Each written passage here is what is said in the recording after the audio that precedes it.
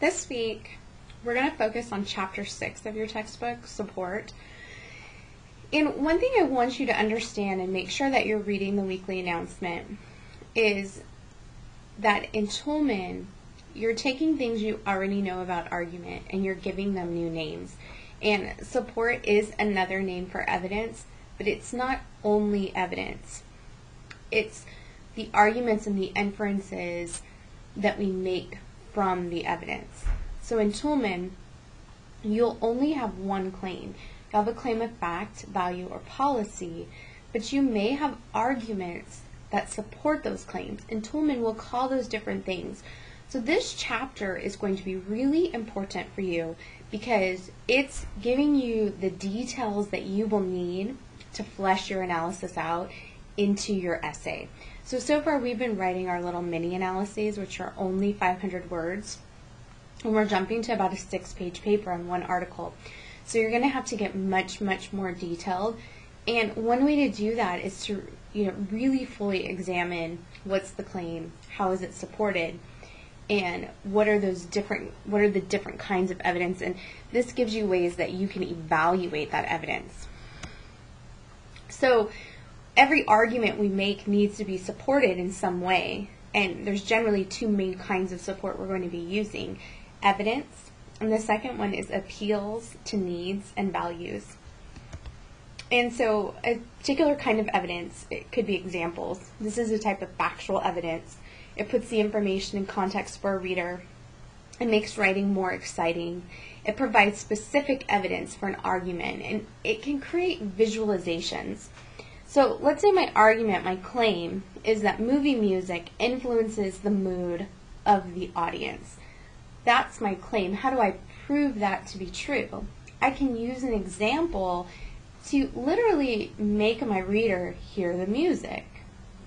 For example, the iconic shower scene in Psycho would not be scary without the accompanying screech of the violins. So any type of theoretical thinking is going to be boring and impractical without the use of examples. Statistics, that's our number evidence.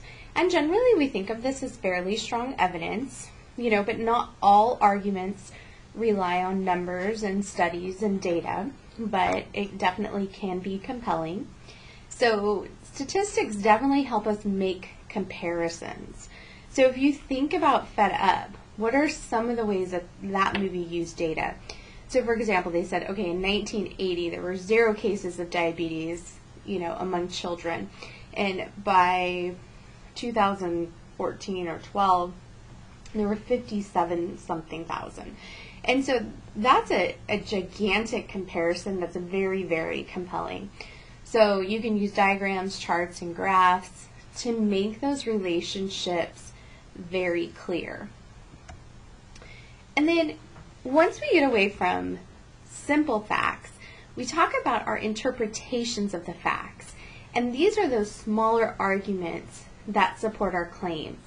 And so rather than just saying, the author uses this argument, you're really going to look at what kind of argument is it. And it allows you, when you do this, to really examine the way that the argument is connected throughout. How does the argument connect together? How do those points that the author makes relate together? How does even the evidence relate to each other? And so part of these are going to be the conclusions that might be drawn from the evidence. So one type of interpretation of the facts is going to be a causal connection. So cause and effect relationships. So because this happened, then this happened. That can be a kind of evidence. Predictions. What will happen because? So someone may give you a series of facts, right? And then you're looking at then, okay, what happens when these things become true? This is sort of the predicted outcome. That's a type of interpretation of the fact. And then finally, expert opinion. So we generally consider those who have authority in a field to be an expert. And we give them expert status because they know so much about the field. They have this broader knowledge of all the studies that are out there, what current research is being done, And so we trust the way that they interpret the facts based on the data that they have, because they have more data than we do. You can think about how Hamblin uses expert opinion. He uses it to prove why expert opinion is not always right. And so we definitely can question expert opinion, and that's an important note to take going forward.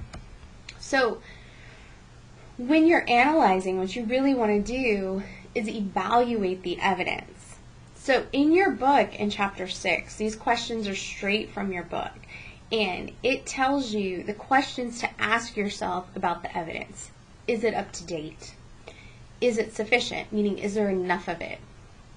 Is it relevant? Are the examples representative? So in other words, if my argument is directed at a particular population, young people or older people, then are my examples relevant to them? So if you think about Fed Up, they use lots of examples of children. Who's Fed Up's audience? Probably families, right? Based on the evidence they choose. And so those examples might be representative of families. And that's the kind of thing we have to decide. Generally, with the obesity statistics that they give, I guess that they would probably be fairly representative. Are the examples consistent with the experience of the audience? So in other words, does the audience understand that, trying to lose weight, I keep exercising, I think I'm eating right, and I never lose weight? So I would say that lots of people can identify with that experience, and so those examples are consistent with the experience of the audience. We can evaluate statistics. Do they come from a trustworthy source? Are the terms clearly defined? So what is it, when we look at this type of statistical evidence, what terms are we defining? Are they comparisons between tangible things? So are we comparing things that are like apples to apples, right? Can we compare children in the 1980s to children in 2014 as far as disease goes? Sure, that's a tangible comparison. You're comparing the same thing. Has any significant information been omitted, right? We'd have to do a lot of research, and that sometimes it's kind of hard, but generally that is the sort of thing we'd be looking for in our research. How do we evaluate opinions? Is the source of the opinion qualified to give one? Is the source biased? Has the source bolstered the claim with sufficient and appropriate evidence? So it's not enough to just give an expert opinion, but you have to then have also sufficient other kinds of evidence for that opinion. Now, we don't just have facts, right, underneath our claim. We also choose evidence and choose those arguments based upon our audience. And we call this appealing to the needs and values of our audience. And so for needs, we can look at Maslow's hierarchy of needs. And you see at the bottom, those are our physiological needs. And that's, hunger, shelter, that kind of thing. Safety, that you feel safe. Obviously if you're afraid for your life, you can't really, go up the hierarchy. Loving and belonging would be the next one. You need to experience that then in order to have esteem about yourself and feel good about yourself. And then finally, the top one is self-actualization. So that's really like self-improvement, being the best person you can be. And so some of the arguments that we've read, particularly the ones we've been reading now, are actually appealing to the physiological need, our need to be healthy. That is very important to us. A lot of other arguments we read will sort of appeal to things a little higher up. Generally, safety and physiological needs we all pretty much agree on, but we do disagree about the ones that are higher up on the triangle or pyramid. So, social needs might be arguments in favor of public schools, right, versus homeschooling. Esteem needs, arguments condemning magazine ads for kind of creating bulimia and bad self-body image. Self-actualization needs, the army, right, be all you can be.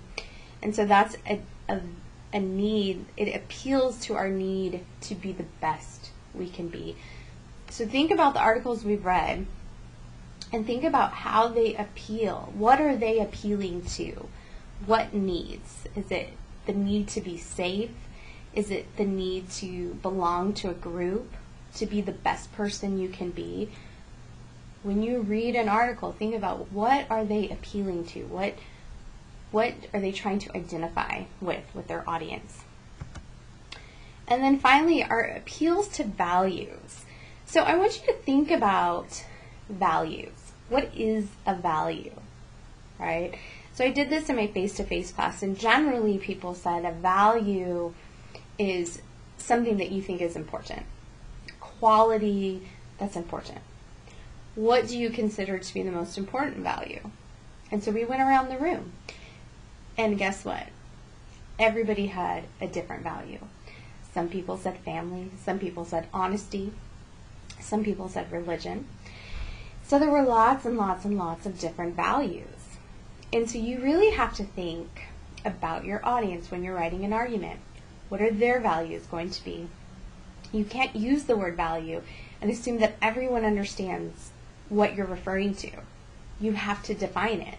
You have to unpack that term. Where do your values come from? Do they come from your family? Do they come from your religion? Do they come from your neighborhood or your culture? Do they conflict with anyone? Why is it important to understand the values of the audience? Why is that important?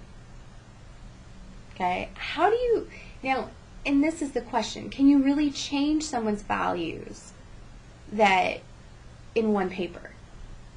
Probably not. So how do you write to someone? How do you write to an audience that has a different value set than you do?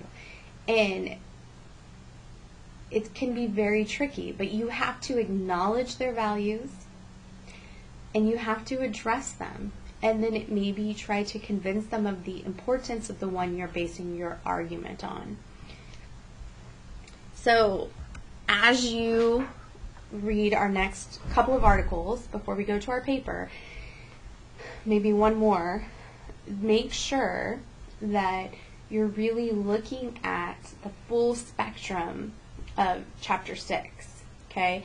That you can take that and you can break down the very specific types of evidence in the paragraphs and how are these different parts of the article functioning together.